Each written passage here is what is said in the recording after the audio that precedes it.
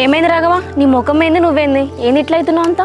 ఏం లే జానకి, నువ్వు ఫోన్ చేసినప్పుడే పడుకొని లేచినా, ఇక అందుకే ఇట్లున్నది. ఏంటి టైం 1 అవుతుంది, ఇప్పటిదాకా పడుకున్నాను. ఇంతకు బ్రష్ చేసినావా? ఏంటి రాఘవ, 1 o'clock వరకు నువ్వు బ్రష్ చేయలేదు, ఇంకా లేవలేదా? ఛీ! లేదు జానకి, నైట్ పడుకుంటే నిద్ర పట్టలేదు, ఇక అందుకే డే అంతా పడుకొని ఉన్నా. ఏంటి నైట్ అంతా పడుకోలేదా? అసలు ఏమైంది రాఘవ, నువ్వు అంతా ఇట్లా చేస్తున్నావు? ఏంది జానకి, ఏం జరగనట్టు, మన మధ్యలో ఏం లేనట్టు ఇంత నార్మల్గా మాట్లాడుతున్నావు? ఏంది, ఏమైందో నీకు తెలియదా? మళ్ళీ నన్ను అడుగుతాను. నువ్వు నిన్నటిది ఇంకా సీరియస్గా తీసుకున్నావు రాఘవ. నువ్వు అవన్నీ మర్చిపో, మనం మంచి ఫ్రెండ్స్ లాగా ఉందాం. ఇంటికి వెళ్ళి బ్రష్ అయిపో.